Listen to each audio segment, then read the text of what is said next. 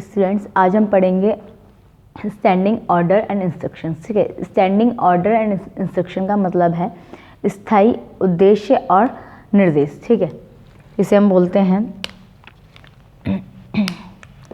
स्थायी निर्देश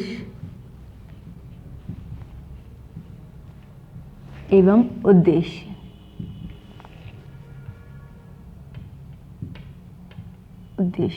okay, standing order and instructions, स्थायी निर्देश एवं उद्देश्य क्या होता है वो हम देखेंगे।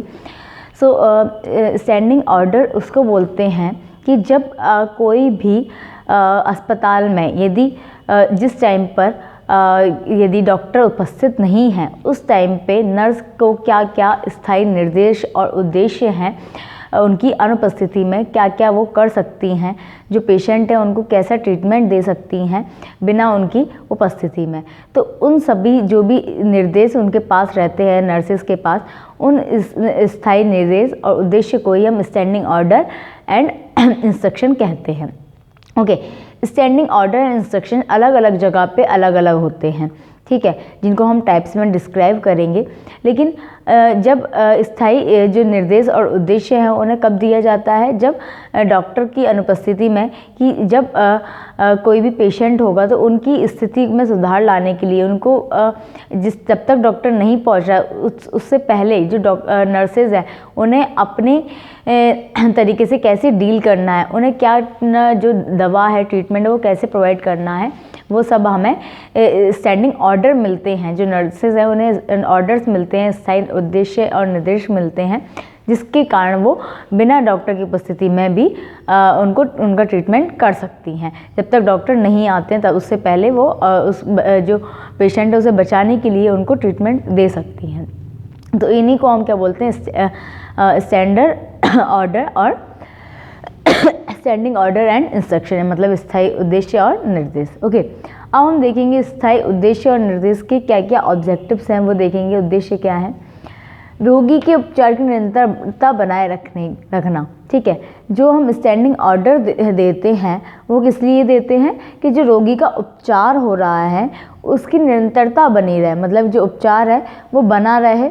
ये नहीं कि डॉक्टर नहीं है, डॉक्टर आएंगे वही देखेंगे पेशेंट को, ऐसा नहीं है। जब तक डॉक्टर आ रहे हैं, जैसे कोई भी पेशेंट है नाइट में यदि उसका एक्सीडेंट हुआ, डॉक्टर नाइट में अवेलेबल नहीं है, नर्सेज की ड्यूटीज़ है वहाँ पर, तो उस टाइम पे क्या होगा, नर्सेज अपना पूरा उनका ट्रीटमेंट स्टार्ट कर देंगी। उनको स्टैंडिंग ऑर्डर है, उनको स्थायी निर्देश है कि जब तक ज़रूरी नहीं है कि डॉक्टर के आने से पहले उन्हें जो उनका वाइटल साइन है, उनका जो जैसे कोई भी एक्सीडेंट का पेशेंट आए तो उनका डॉक्टर को कॉल करेंगे। डॉक्टर के आने से पहले वो क्या करेंगी, जैसे कहीं ब्लड निकल रहा है, एक्सीडेंट हुआ है पेशेंट का, तो उस जगह पे वो क्या करेंगी, उसका ट्रीटमेंट करना स्टार्ट कर देंगी। उनका बैंडेज करेंगी, उनको जो ब्लड जहाँ से निकला है उसको रोकने की कोशिश करेंगी और उनका ट्रीटमेंट स्टार्ट कर देंगी। उनका वाइटल साइन लेंगी, टेम्परेचर, पल्स, बीपी सब कुछ लेंगी, जिससे उनका उपचार जो है वो निरंतर बना रहे और डॉक्टर आने पे डॉक्टर अपना ट्रीटमेंट स्टार्ट कर सके।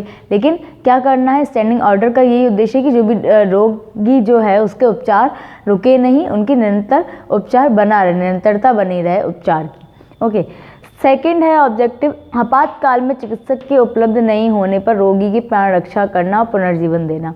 वही है, यदि आपातकालीन स्थिति है, जैसे नाइट ड्यूटी में डॉक्टर नहीं है या फिर ऐसी कोई स्थिति है जब डॉक्टर उपस्थित नहीं है उस वार्ड में, तो उस टाइम पे जो करेंगी नर्सेज उनके प्राणों की रक्षा, मतलब कि जो पेशेंट है उनको डेथ से बचाने के लिए जो वो देंगी, जैसे वेंटिलेशन देना है या CPR देना, वेंटिलेशन पे रखना है या CPR देना है, तो वो सब वो क्या करेंगी, जो नर्सेज हैं अपने पेशेंट की प्राणों की रक्षा के लिए वो इतना जो भी स्टैंडिंग ऑर्डर है उनको फॉलो करेंगी।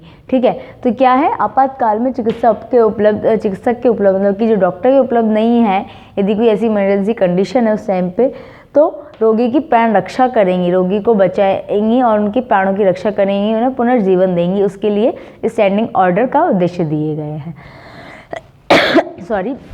नेक्स्ट है स्वास्थ्य दल के सदस्यों में उत्तरदायित्व का भाव उत्पन्न करना। ठीक है, स्टैंडिंग ऑर्डर में क्या का उद्देश्य है कि जो स्वास्थ्य दल मतलब जो मेंबर्स हैं, हेल्थ टीम के जो मेंबर्स हैं, उनके अंदर क्या उत्पन्न करना, भाव उत्पन्न करना कि उनका जो उत्तरदायित्व है, मतलब अपने पेशेंट को लेके उनका क्या उत्तरदायित्व है उसके बारे में उन्हें बताना, उनके भाव उत्पन्न करना कि जो भी हेल्थ टीम मेंबर्स हैं कि उन्हें अपने पेशेंट की देखभाल कैसे करनी है, स्टैंडिंग ऑर्डर्स को कैसे फॉलो करना है, उनके भाव उनके अंदर उत्पन्न करना। तो ये तो 3 उद्देश्य थे। फर्स्ट था रोगी के उपचार की निरंतरता बनाए रखना, रोगी का जो उपचार है उसको निरंतर बनाए रखने के लिए आपातकाल में चिकित्सक के मतलब डॉक्टर के उपलब्ध नहीं होने पे इमरजेंसी कंडीशन में रोगी के प्राण की रक्षा कैसे की जाती है और उन्हें पुनर्जीवन कैसे देंगे उसके लिए। एंड स्वास्थ्य दल के सदस्यों में उत्तरदायित्व का भाव उत्पन्न करने के लिए। नेक्स्ट हम देखेंगे इसमें टाइप्स, ठीक है। टाइप्स कौन से हैं स्टैंडिंग ऑर्डर्स के? Types and uses of standing order. First institutional standing order, second specific standing order and third general standing order, ठीक है। इंस्टीट्यूशनल स्टैंडिंग ऑर्डर्स को हम बोलते हैं संस्थागत स्थायी निर्देश।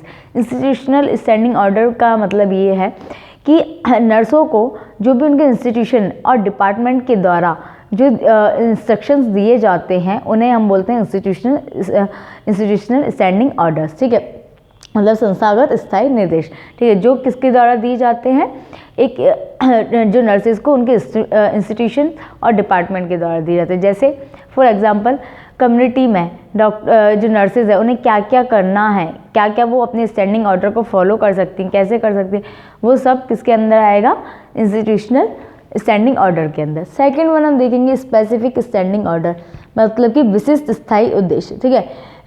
स्पेसिफिक मतलब कि ऐसे कोई भी उद्देश्य जो सिर्फ विशिष्ट लोगों के लिए बनाए गए हैं। जैसे फॉर एग्जांपल मैं आपको बताऊं, इसके अंदर आएगा जैसे जो उद्देश्य सिर्फ स्टाफ मेंबर्स के लिए बनाए गए, स्टाफ नर्सेस के लिए बनाए गए, हेल्थ टीम के लिए बनाए गए, वो आएगा स्पेसिफिक स्टैंडिंग ऑर्डर, मतलब कि जो सिर्फ विशिष्ट व्यक्ति के लिए, जो नर्सेस या मेडिकल से रिलेटेड जो भी लोग हैं उनके लिए ये उद्देश्य बनाए गए हैं, उन्हें वो आएंगे स्पेसिफिक स्टैंडिंग ऑर्डर के अंदर, ठीक है।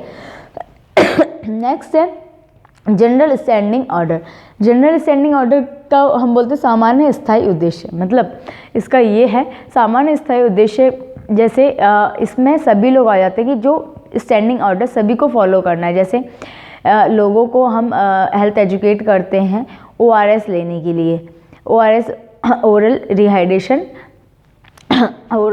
रिहाइड्रेशन सॉल्यूशन रहता है जिसे ORS को लेने के लिए बोलते हैं। तो वो क्या है, उस टाइम पे हमें बताना है कि ये आपके जो बच्चे को लूज मोशन है, वॉमिटिंग, तो उसके लिए ये आप दो। तो वो किसके लिए, सभी के लिए, ये ना हर एक किसी पर्टिकुलर के लिए नहीं है, स्पेसिफिक नहीं है, ये क्या है, जनरल है, सामान्य है, सभी को बताए गए हैं ऐसे उद्देश्य, ठीक है। फीवर के लिए क्या बताया गया, पैरासीटामोल, तो वो सभी को बताया गया। तो ऐसे ही जो उद्देश्य सभी को दिए गए हैं और जो पूरी जो पब्लिक है उन्हें बताए गए हैं, जो भी पीपल्स हैं या पेशेंट सबको बताए गए हैं, वो आएगा सामान्य के अंदर, ठीक है, सामान्य स्थायी उद्देश्य मतलब कि जनरल स्टैंडिंग ऑर्डर के अंदर। मैं एक बार फिर से डिस्कस कर रही हूँ। फर्स्ट है institutional standing order. Institutional standing order के अंदर वही आएंगे जो संस्था द्वारा या इंस्टीट्यूशन और डिपार्टमेंट के द्वारा जो स्टैंडिंग ऑर्डर्स दिए जाते हैं जिन्हें नर्सेस फॉलो करती हैं, उन्हें हम इंस्टीट्यूशनल स्टैंडिंग ऑर्डर बोलते हैं। Second specific standing order.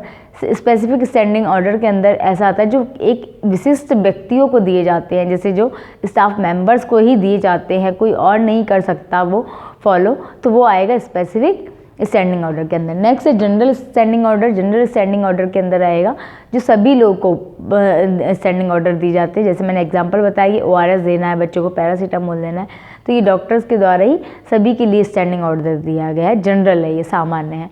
तो यहाँ पे हमने ये तीनों टाइप्स पढ़े, हमने स्थायी उद्देश्य और निर्देश के बारे में पढ़ा, और ये थे हमारे स्थायी उद्देश्य और निर्देश के क्या उद्देश्य हैं। ओके, तो स्टूडेंट यहाँ पे जो आपका standing order and instruction topic है वो यहाँ पे फिनिश हुआ। आपको इसके रिगार्डिंग कोई डाउट है so you can ask me, and thank you class.